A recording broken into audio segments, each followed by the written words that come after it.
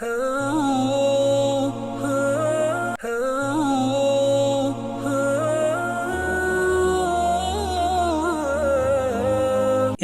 புனித Medina முனவராவுடைய ஹுத்பாவை ஹத்தீப் Khalid அல் முஹன்னா ஹஃபிதஹுல்லாஹ் நிகழ்த்தியிருந்தார். ஹுத்பாவின் தலைப்பு நல்ல உள்ளம், கல்பு சலீம், குரோதம் விரோதம் பாவுணர்வு இல்லாத நல்ல உள்ளத்தின் அடையாளங்களும் உள்ளத்தை சீராக்கக்கூடிய வழிமுறைகளும். அல்லாஹ்வை புகழ்ந்து ஸல்லல்லாஹு அலைஹி வஸல்லம் அவர்கள் ஸலவாத் ஸலாம் சொல்லி தக்வாவை வலியுறுத்திய அல்லாஹ்வுடைய அடியார்களே, அல்லாஹ் தஆலா மனிதனை படைத்த நேரத்திலே அல்லாஹ் மனிதனை அழகாக படைத்திருக்கிறான், மிக நேர்த்தியாக அல்லாஹ் படைத்திருக்கிறான். மனிதர்கள் படைப்பினங்களில் மிக நேர்த்தியான படைப்பும் மனித இனமாகும், அழகான படைப்பும் மனித இனமாகும். அறிவை கொடுத்திருக்கிறான், தம்ஈஸ் என்ற பகுத்தறிவை கொடுத்திருக்கிறான். இதனால் அல்லாஹு தாலா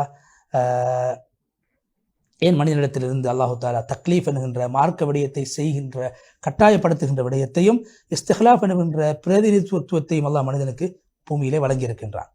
எனவே இந்த விடயத்திலே உலகத்திலே அல்லாஹ்வுடைய பிரதிநிதியாக மனிதர்கள் வாழ்கின்ற விடயத்தில் மனிதர்கள் ஏற்றத்தாழ்வாக இருக்கிறார்கள். சில பேர்கள் பொடுபோக்கு செய்யக்கூடியவர்களாக இருக்கிறார்கள். அவருடைய உள்ளத்துக்கு ஏற்றவாறு அவருடைய செயல்பாடுகள் அமைந்திருக்கின்றன. மனிதர்கள் சில பேர்கள் வெளிரங்கத்தை பார்த்து மனிதர்களை எடை போடுகிறார்கள், தோற்றத்தை பார்த்து எடை போடுகிறார்கள். உண்மையில் மனிதனை கணிக்க வேண்டியது மனிதனுடைய உள்ளத்தை வைத்துத்தான். மனிதனுடைய உள்ளத்தை வைத்துதான் மனிதனை கணிக்க வேண்டும். அல்லாஹு தாலா உடைய தூதர் முஹம்மது ஸல்லல்லாஹு அலைஹி வஸல்லம் சொன்னார், அல்லாஹு தாலா உங்களுடைய வெளித்தோற்றத்தையும் உங்களுடைய உடம்பையும் பார்ப்பது கிடையாது, அல்லாஹ் உங்களுடைய உள்ளத்தையும் உங்களுடைய அமல்களையும் பார்க்கின்றான். அல்லாஹ்வுடைய அடியார்களே, உள்ளம் என்பது மனிதனுடைய உறுப்புகளுக்கெல்லாம் தலைவனாக இருக்கிறது, ராஜாவாக இருக்கின்றது. உடல் உறுப்புகள் அந்த ராஜாவுடைய படையினர்களுக்கு சமமானது. உள்ளம் ஏவுவதை உடல் உறுப்புகள் செய்யும். உள்ளம் சீராகிவிட்டால் அந்த உடல் உறுப்புடைய செயல்பாடுகள் சீராகிவிடும். உள்ளம் கெட்டுவிட்டால் உடல் உறுப்புடைய செயல்பாடுகளும் கெட்டுவிடும். நபி ஸல்லல்லாஹு அலைஹி வஸல்லம் சொன்னார், மனிதனுடைய உடம்பில் ஒரு சதை துண்டு இருக்கிறது, அது சீராகிவிட்டால் மனிதனுடைய உடம்பு முழுக்க சீராகிவிடும், அது சீர்கட்டுவிட்டால் மனிதனுடைய உடம்பு முழுக்க சீர்கட்டுவிடும், அதுதான் உள்ளம் என்று சொன்னார்கள். அல்லாஹ்வுடைய அடியார்களே, ஒரு மனிதன் அல்லாஹ்வின் பக்கம் அவன் நெருங்க வேண்டுமாக இருந்தால் உள்ளத்தால் தான் நெருங்க வேண்டும், உடம்பால் அல்ல. ஏன் இபாதத்துடைய அல்லாஹ்வின் பக்கம் மனிதனை இட்டு செல்கின்ற இபாதத்துக்கள் அனைத்தும் உள்ளத்தோடு தான் சம்பந்தப்படுகிறது. உள்ளம்தான் இபாதத்தை தூண்டக்கூடியது. அல்லாஹ் மீது அன்பு வைப்பது, நபி அவர்களை நேசிப்பது, அல்லாஹ்வை பயப்படுவது, அல்லாஹ்வை கண்ணியப்படுத்துவது, அல்லாஹ் மீது இவருடைய விடயங்களை பாரம் சாட்டுவது, இஹ்லாஸோடு செயல்படுவது, இவைகள் அனைத்தும் உள்ளத்தோடு சம்பந்தப்படக்கூடிய விடயங்கள். சாலிஹான அமலுடைய சிறப்பு அது சாலிஹான அமல்களுடைய அந்த கூலி எல்லாம் வெளிரங்கத்தை வைத்து வழங்கப்படுவது கிடையாது. அதிகமான அமல்களை கொண்டு கூலி வழங்கப்படுவது கிடையாது. முயற்சிகளை வைத்து கூலி வழங்கப்படுவது கிடையாது. உள்ளத்தில் ஏற்படுகின்ற அந்த இஹ்லாஸை வைத்துத்தான், உள்ளத்துடைய நிலைமையை வைத்துத்தான் கூலிகள் வழங்கப்படும். ஈமான், இஹ்லாஸ், இஹ்திசாப் போன்ற விடயங்கள் உள்ளத்தில் தான் உருவாகின்றன. அபுல் அப்பாஸ் அஹ்மத் இப்னு தைமியா அல் ஹர்ரானி ரஹ்மத்துல்லாஹி அலைஹி அவர்கள் சொன்னார்கள்,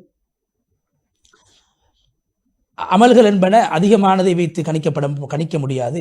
அது உள்ளத்தில் ஏற்படுகின்ற அமல் செய்கின்ற போது உள்ளத்தில் ஏற்படுகின்ற அந்த உணர்வை வைத்து தான் அமல்கள் கணிக்கப்படும்.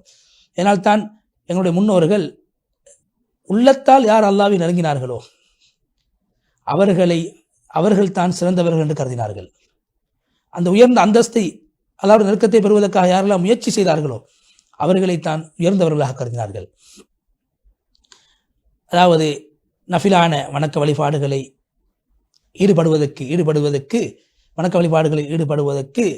உடம்புடைய அந்த உடம்பினால் முஜாஹதா செய்து உள்ளத்தால் அதை இஹ்லாஸோடு செய்யக்கூடியவர்களைத்தான் சிறந்தவர்களாக எங்களுடைய முன்னோர்கள் கருதியிருக்கிறார். எனவே உண்மை உள்ளம் சீராகிவிட்டால் உடம்பு சீராகிவிடும், அமல்களும் சீராகிவிடும். இப்னு ரஜப் ரஹ்மத்துல்லாஹி சொல்கிறார்கள், நபி ஸல்லல்லாஹு அலைஹி வஸல்லம் அவர்கள் மிக அதிகமாக தொழக்கூடியவர்கள், அதிகமாக நோன்பு பிடிக்கக்கூடியவர்களாக இருந்ததை போன்று அதைவிட அதிகமாக உள்ளத்துடைய விடயத்துக்கு மிகவும் கவனம் செலுத்தியிருக்கிறார்கள். அல்லாஹ்வோடு உள்ளம் சம்பந்தப்பட வேண்டும் என்ற விடயத்திலே மிகவும் ஸல்லல்லாஹு அலைஹி வஸல்லம் அவர்கள் ஈடுபாடு காட்டியிருக்கிறார்கள். எனவே இந்த உள்ளத்துக்கு இந்த அளவு சிறப்பு இருக்கிறது என்றால், முக்கியத்துவம் இருக்கின்ற நிச்சயமாக இந்த உள்ளத்தை நாங்கள் சீராக்க வேண்டும். உள்ளத்தை நாங்கள் பாழாக்கிவிடக்கூடாது. பிரகாசம் என்பது உள்ளத்தில் ஏற்படக்கூடியதாகவும், அகப்பார்வை என்பது உள்ளத்தில் ஏற்படக்கூடியதாகவும், உள்ளத்துடைய சீர்திருத்தம் தான் உண்மையான சீர்திருத்தமாக இருக்கிறது. அல்லாஹ் குர்ஆனில் சொல்கிறான், பார்வைகள் அதாவது குருடாக ஆகுவது கிடையாது, உள்ளம்தான் குருடாக மாறும்.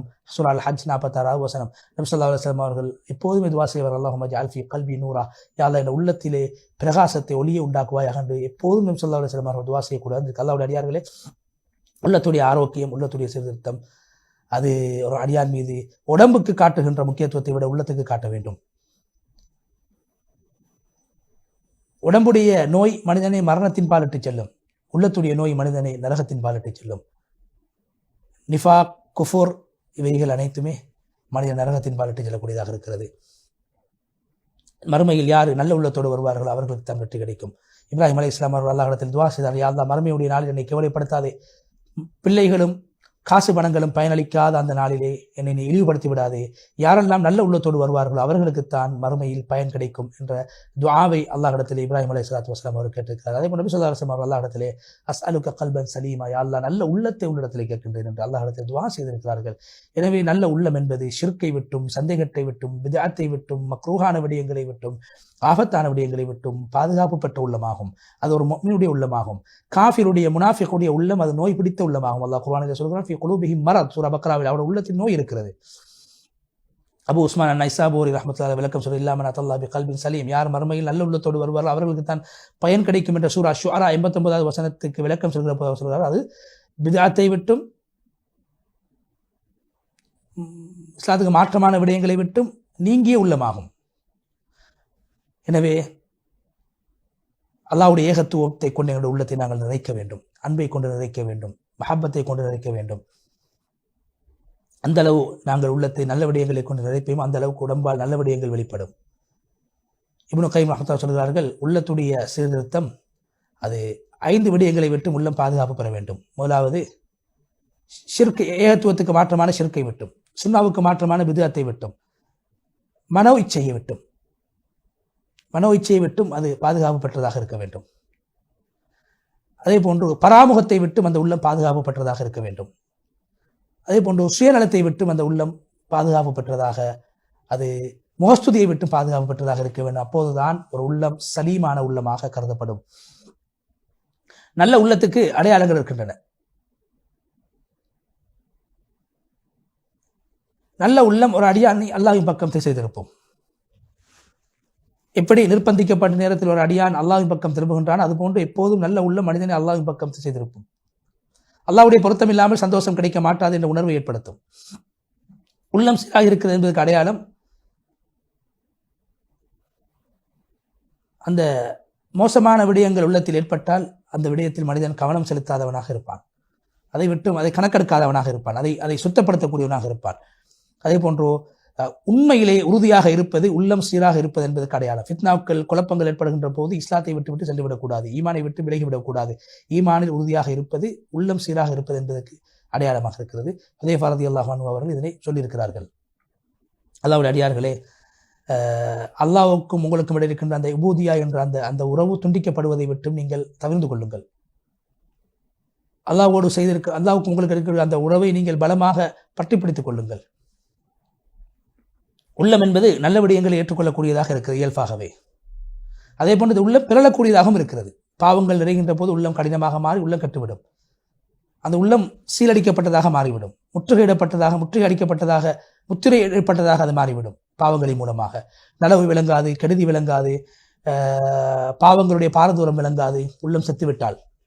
அதாவது அடியார்களே, இந்த உள்ளம் கெட்டுப்போவதற்கான காரணங்கள், உள்ளம் கடினமாக ஆகுவதற்கான, இறுகுவதற்கான காரணங்கள் ஒன்றுதான், அடையாளங்கள் ஒன்றுதான் அந்த உள்ளத்தில் குரோதம் இருப்பது, மற்றவர்களை பற்றி உண்டான குரோதம். அல்லாஹு தஆலா சொர்க்கத்தில் கூட இந்த குரோதம் இல்லை, சொர்க்கவாதிகளுடைய உள்ளத்தில் குரோதம் இருக்க மாட்டாது, விரோதம் இருக்க மாட்டாது என்று அல்லாஹ் சொல்கிறான் குர்ஆனிலே. நாங்கள் சொர்க்கவாதிகளுடைய உள்ளத்தில் இருக்கின்ற விரோத குரோதத்தை நாங்கள் கலட்டி எறிந்து விட்டோம். நண்பர்களாக, சகோதரர்களாக அவர்கள் கட்டில்களிலே அவர்கள் அமர்ந்து கொண்டிருப்பார்கள் என்று சூரா அல்-ஹஜ்ர் 47 வசனத்தில் அல்லாஹ் சொல்கிறார். எனவே அடுத்தது பெருமை, அதை அல்லாஹ் எங்களை பாதுகாக்கும். பெருமை மூலமாக உள்ளம் இறுகிவிடும், அது மனித உள்ளத்தை நல்ல விடயங்களை விட்டு தடுத்துவிடும். அல்லாஹ் குர்ஆனில் சொல்கிறான், என்னுடைய அத்தாட்சிகளை, என்னுடைய ஆயத்துக்களை யாரெல்லாம் உலகத்திலே பெருமை அடிப்பார்களோ அவர்களை விட்டு நான் திசை திருப்பி விடுவேன். அபு கிலாபா அப்துல்லா இப்னு ஸைத் அல் ஜுர்மி ரஹ்மத்துல்லாஹி சொல்கிறார்கள், அப்படி என்றால் விளக்கம் என்ன? குர்ஆனை கொண்டு பயன்பெறுவதை விட்டு அவங்களுடைய உள்ளத்தை நான் திருப்பி விடுவேன் யாருடைய உள்ளத்தில் பெருமை இருக்குமோ. உள்ளம் கெட்டு போவதற்கான அடுத்த காரணம் அல்லாஹ் அல்லாதவர்களுடன் என்னுடைய உள்ளம் சம்பந்தப்படுவது. அல்லாஹ் அல்லாதவர்களை அல்லாஹ்வை விட அதிகமாக நேசிப்பது, படைப்பினங்களை அதிகமாக நம்புவது, படைப்பினங்களை அதிகமாக நேசிப்பது எங்களுடைய உள்ளத்தை அது இறுக்கிவிடும் என்று சொல்லி ஹுத்பாவுடைய முதல் பகுதியை விட்டு விடைபெற்று சென்று ஹத்தீப் ஹாலித் அல் முஹன்னா ஹஃபிதுல்லாஹ் இரண்டாவது பகுதியிலே அல்லாஹ்வை புகழ்ந்து உள்ளம் இருக்கிறதே அது உள்ளத்துக்கு நோய் ஏற்பட்டு விட்டால் அது எல்லா விடயங்களையும் அது பாவமான விடயங்களை ஆசைப்படக்கூடியதாக அது மாறிவிடும். எனவே நாங்கள் பாவங்களை விட்டு தூரமாக வேண்டும், பராமுகத்தை விட்டு தூரமாக வேண்டும். அவ்விரண்டும் மனிதனுடைய உள்ளத்துக்கு ஆபத்தான விடயங்களாகும்.